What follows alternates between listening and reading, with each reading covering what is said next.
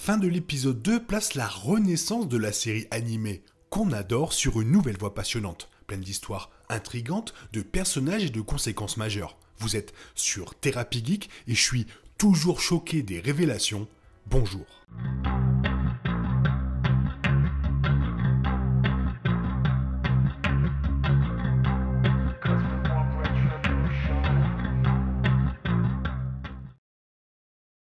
Cette série continue presque instantanément là où la série précédente s'était arrêtée, avec Charles Xavier désormais parti, le fardeau de diriger les X-Men et de lutter pour un monde dans lequel les humains et les mutants peuvent coexister repose sur les épaules de Cyclope, alors que le héros galvanise son équipe au milieu de la résurgence de Magneto.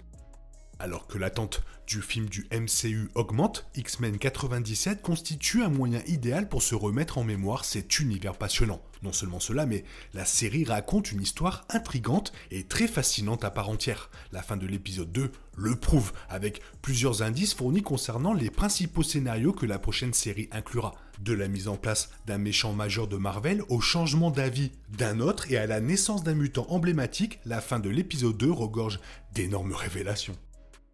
L'un des moments les plus importants de l'épisode 2 est la naissance de l'enfant de Cyclope et de Jean Grey. Alors que Cyclope et les autres X-Men défendent Magneto lors du procès de ce dernier, Wolverine est chargé d'emmener Jean Grey à l'hôpital alors qu'elle entre en travail. Finalement, Malicia et Cyclope atteignent l'hôpital de Jean et l'aident à accoucher. Alors que la grossesse de Jean est une allusion différente à un scénario majeur, le bébé qui s'appelle Nathan Charles Summers est en fait un autre mutant majeur des X-Men. Vous allez rigoler, mais c'est Cable.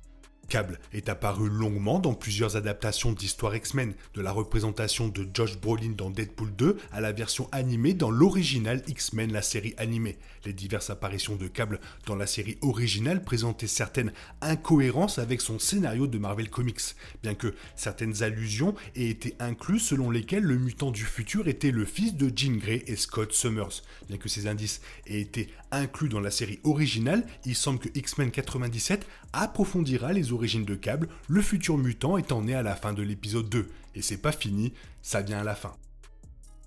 Un autre développement massif trouvé dans la fin de l'épisode 2 concernait le personnage de Storm. Dans le but de défendre Magneto contre les forces précipitées des amis de l'humanité, Storm saute devant une nouvelle arme mystérieuse tirée par le soi-disant bourreau. Après avoir été touchée par le projectile, Storm révèle qu'elle ne peut plus sentir la brise ou l'humidité de l'air comme avant. Dans un twist tragique, l'arme fait perdre à Storm ses capacités mutantes, ce qui selon Hank McCoy, alias le Fauve, est permanent.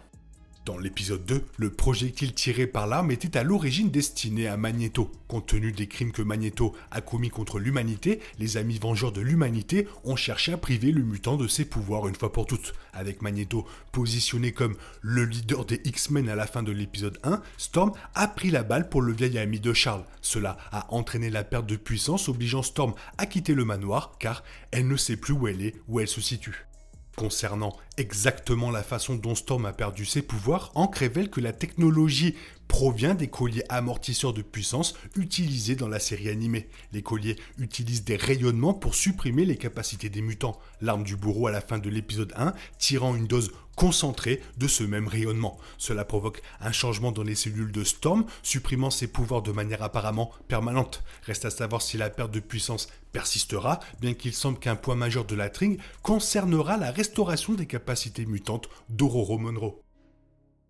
L'autre grande révélation de la fin de l'épisode 2 est sans aucun doute l'introduction du clone de Jean Grey. Après avoir lu la lettre d'adieu de Storm aux X-Men, Jean délibère avec les autres membres sur ce qu'il faut faire face à la situation d'Ororo. Morph déclare que Storm va bientôt regretter sa décision et revenir avant qu'un coup à la porte ne se fasse retentir. Se prouve apparemment que le mutant métamorphe a raison. Cependant, Morph et les X-Men ne trouvent pas Storm de l'autre côté de la porte, mais une autre Jean Grey épuisée qui insiste sur le fait qu'elle a besoin de voir les X-Men.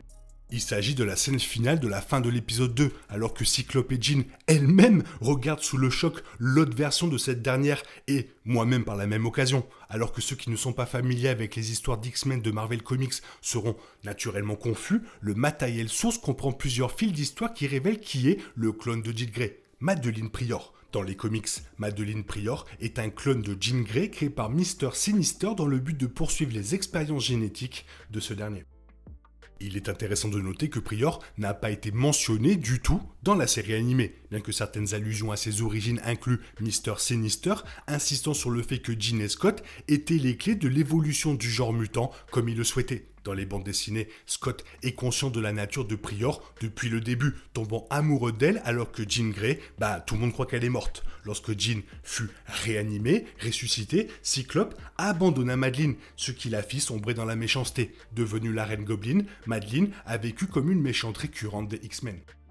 Bien qu'il s'agisse de l'histoire de Madelyne dans les bandes dessinées, la fin de l'épisode 2 met en place une adaptation quelque peu différente du personnage. D'une part, il semble qu'aucun des X-Men ne sache que Jean a un clone, et l'absence de Madelyne dans la série animée explique cela et met en place une histoire intrigante, pleine de révélations pour l'avenir de cette suite.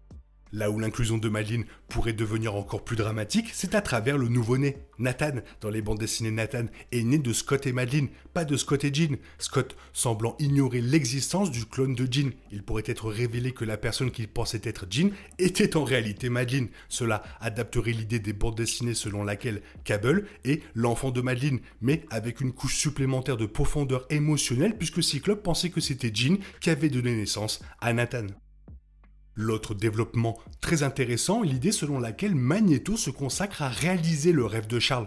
La bande-annonce de la série indiquait que Charles avait tout laissé à Magneto, mais à la fin de l'épisode 2, il s'agit apparemment d'un développement positif pour l'équipe. Alors que beaucoup pensaient que cela susciterait des conflits, Magneto semble déterminé à améliorer les relations entre humains et mutants en l'honneur de Charles. Cela provoque initialement une certaine méfiance entre Magneto et les X-Men, bien que la fin de l'épisode 2 puisse prouver que l'ancien méchant a effectivement changer ses habitudes.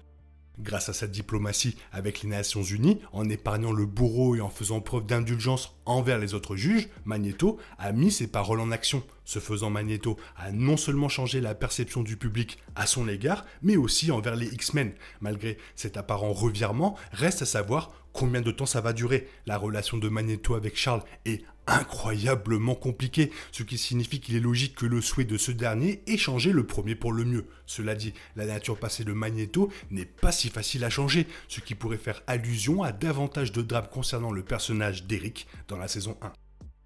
Enfin, le dernier aperçu des futurs scénarios trouvés dans la fin de l'épisode 2 implique Malicia et Magneto. Dans Marvel Comics, les deux ont une relation à différents moments, avec des résultats plutôt controversés. Il semble que X-Men 97 tentera d'adapter cette relation qui divise énormément, l'épisode 2 faisant allusion à des problèmes qui se préparent entre Malicia, Magneto et Gambit. Malicia et Gambit font depuis longtemps partie de l'univers animé, et la nouvelle confiance de Magneto dans les X-Men pourrait déloger cela d'ici la fin de la saison 1.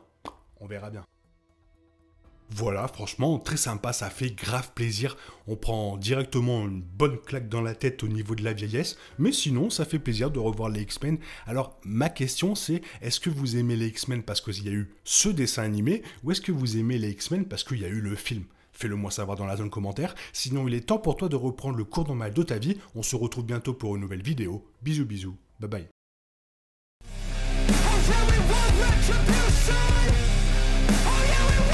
Retribution!